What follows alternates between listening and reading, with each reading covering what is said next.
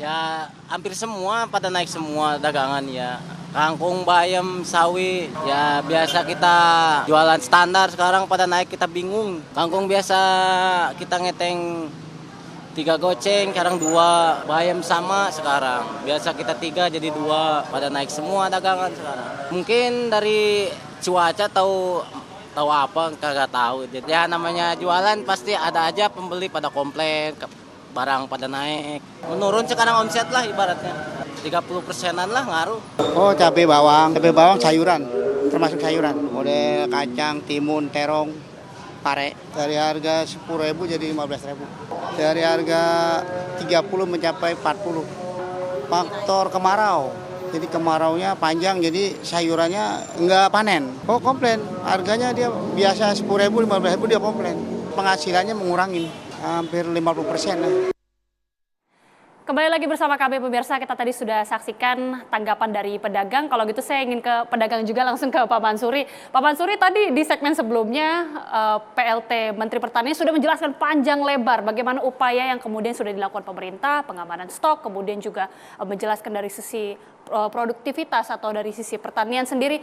Berpengaruhkah itu di dalam pasar sendiri dan apakah itu cukup efektif langkah-langkah yang sudah dilakukan pemerintah ini? Ya, persoalan yang selalu kita hadapi ini kan persoalan produksi ya Mbak. Dan saya harus akui, saya bersyukur sahabat saya jadi PLT Mentan. Karena selama ini kebuntuan komunikasi itu ada di Kementerian Pertanian.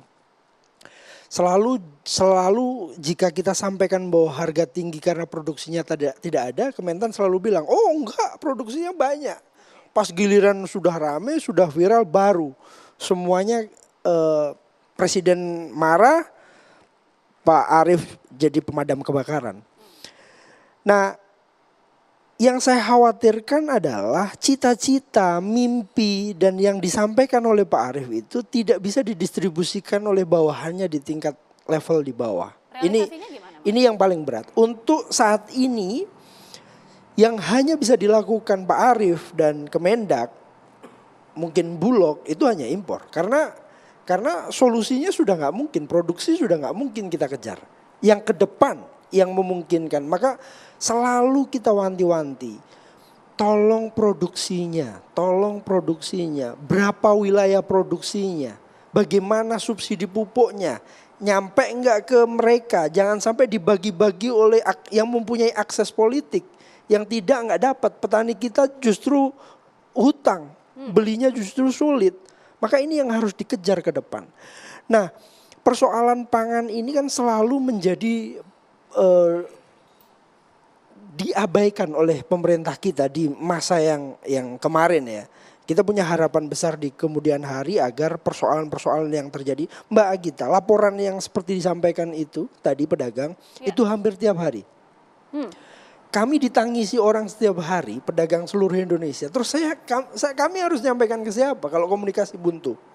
Kita sampaikan ke Pak Arief, mungkin Pak Arief waktu Badan Pangan masih enak kita ajak diskusi. Kan sekarang Kementerian Pertanian kan semakin sulit. Tapi yang tadi dijelaskan Pak Arief untuk dari sisi pengamanan stok itu sudah aman belum di pasar sendiri? Untuk saat ini memang nggak ada pengamanan. Itu contohnya. Beras saja sampai detik ini pasar induk melimpah.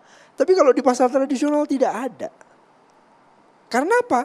Karena memang Bulog sengaja mempersulit kami untuk masukkan Bulog sengaja mempersulit? Iya, faktanya. Kami sudah kasih datanya nih pedagang kami, silakan datangi. Silakan survei, silakan kasih. Kami dapat laporan.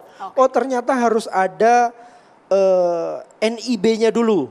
Pedagang ada NIB-nya, pedagang kecil. Saya langsung minta tanggapan Pak Arief. Gimana nih Pak Arief? Untuk dari sisi stok, kemudian juga dari sisi Bulog ternyata ada kritik juga dari pedagang. Ya kalau ada seperti itu jadi koreksi buat saya minta list abis ini kita beresin. Udah, masa mau ngeles ya kalau misalnya memang nggak ada nanti Pak Mansuri one on one sama saya. Ini kan sahabat saya biasanya kasih saya list gitu ya. Kali ini mungkin nggak ngasih juga gitu ya. Tapi saya titip sama Pak Dirut, Pak Buas, ya Bu Febi, Pak Yamto, saudara saya semua di Bulog. Tolong perhatikan IKAPI, APSI, pedagang pasar supaya bisa membantu distribusi. Nah itu pesan saya. Besok kita akan cek sama-sama. Ya. Oke, baik. Jadi langsung ya, kalau ya. yang masalah seperti ini sebenarnya bukan Bulog nggak punya stok. Bulog itu ada 1,7 juta Pak Mansuri, jadi kita siapkan alokasinya segera. Oke, Pak Antoni, ini kan tadi juga diungkapkan juga dari Pak Mansuri, solusi satu-satunya sepertinya ya kalau nggak impor ya soal produksi tadi. Pak Antoni melihatnya seperti apa? Iya, sebelum itu saya mau menanggapi sedikit mengenai ketersediaan stok gitu ya. Jadi kalau memang ini ada ketersediaan stok yang cukup memadai, ya kenapa pemerintah ini justru Pak Arief membuat masyarakat ini terganggu, yaitu khawatir dengan ada pembatasan pembelian. Pak Arief sendiri beberapa hari yang lalu mengatakan ada SPSH kalau nggak salah ya, SPHS ya, yaitu stabilitas pangan. Nah itu SPHB kan, itu stabilitas pangan ya untuk itu, harga pangan. Nah jadi ini memicu adalah ketidakpercayaan masyarakat bahwa stok ini ada. Itu 10 kilo, tapi di beberapa daerah di tempat lain ada pembatasan yang boleh hanya satu itu aja untuk premium, satu sak aja, yaitu 5 kilo. Itu pertama mengenai ketersediaan stok gitu. Terus mengenai yang harga internasional naik. Ya memang harga semuanya naik. Apakah memang harus diberikan di pass through kepada masyarakat? Kan itu. Apakah pemerintah mau subsidi? Tetapi saat ini kan pilihannya adalah ya memang harga dibiarkan di masyarakat naik.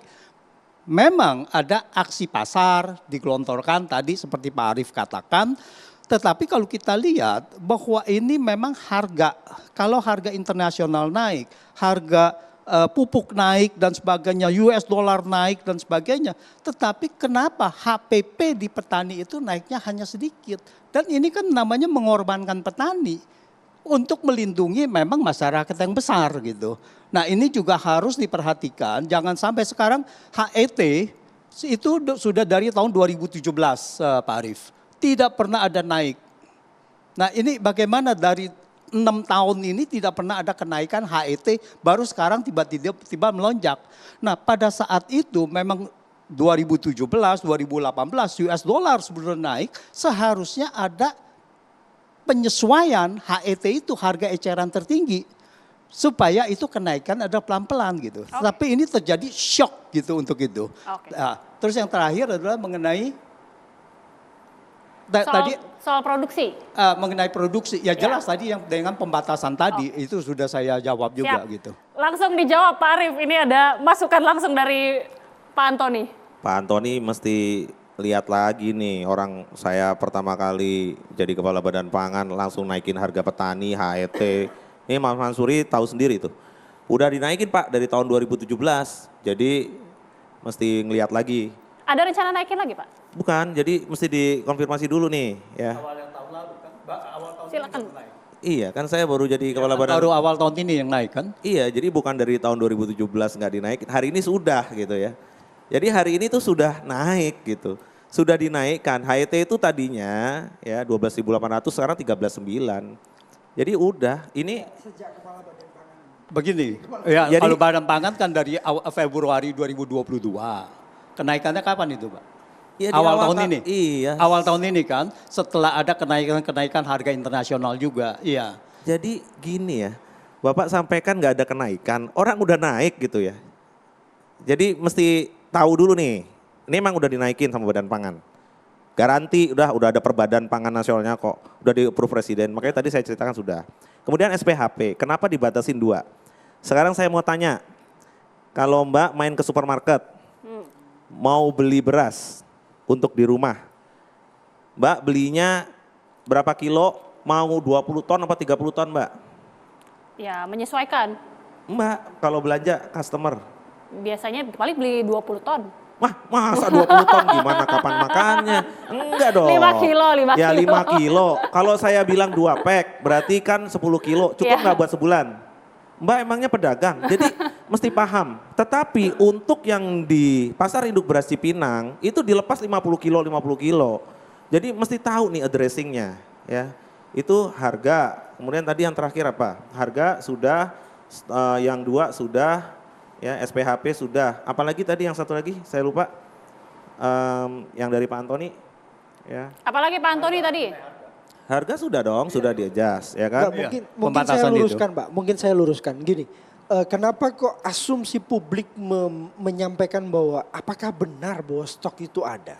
Kalau ada kenapa dibatasi? Itu mungkin Nah. gitu mungkin. Karena Padahal beras harganya ini 10.900. Jadi gini ya, pada saat kita menyampaikan beras Bulog itu harganya 10.900, compare dengan harga yang lebih tinggi, ya kita memang sampaikan bahwa ini semua masyarakat itu bisa membeli. Daripada stoknya ada di Pak Mansuri semua 20 ton, ya, tapi harus didistribusikan. Kalau misalnya kita sekeluarga ya makan nasi berasnya perlu 10 kilo, mau dicadangan lagi 10 kilo, ya udah kan sederhana banget. Nggak mungkin beli yang 50 kilo, nggak mungkin dong bawa karung 50 kilo Tapi pulang kan gini buat rumah Pak, tangga. dengan adanya pembatasan itu jadi menimbulkan kekhawatiran di masyarakat juga. Seakan-akan Nggak kok juga. dibatasi, apa jangan-jangan stoknya Masyarakat terbatas? yang mana yang khawatir? Orang masyarakat kecil, is my part ya. Jadi pada saat masyarakat kecil, sekarang masyarakat kecil yang mana? Orang 21,3 juta itu sudah dikasih 10 kilo, 10 kilo, 10 kilo. Ya artinya yang paling bawah itu udah disecure dulu. Yang menengah itu sudah 5 kilo, 5 kilo, 5 kilo. Pedagang yang besar udah dikasih ya. Kemudian sekarang penggiling padi mau dikasih lagi nih 200.000 ton. Justru saya itu malah yang berempati itu sama teman saya Pak Mansuri. Ini yang harus kita selamatkan hari ini. Kalau yang lainnya sudah bantuan pangan, kemudian gerakan pangan murah, itu setiap hari. Kalau ada daerah yang merasa memang perlu diberikan bantuan pangan, gerakan pangan murah, ayo datang ke Badan Pangan atau kasih aja komunikasi ke kita kerjakan. Baik. Jadi semua kita jalankan seperti ini ya, sambil kita perbaiki produksi. Kan saya udah sampaikan, kita perbaiki produksinya. Untuk memperbaiki produksi, kasih dong pupuknya, kasih dong penyuluh dari 90.000 desa ya. Yang bertani itu sekitar 70.000 desa. Saya kemarin baru ketemu sama satu eselon 1 saya bilang idealnya berapa? 2 desa 1 Oke. penyuluh. Oke, 2 juta 1 penyuluh. Baik. Kalau begitu kita perlu berapa? 30.000 penyuluh. Penyuluh itu sekarang ada di daerah-daerah. Oke. Nah sehingga yang seperti ini itu tugasnya saya. Oke. Tugasnya kita semua beresin ya. Mesti didetailkan karena Pak Presiden sampaikannya gini.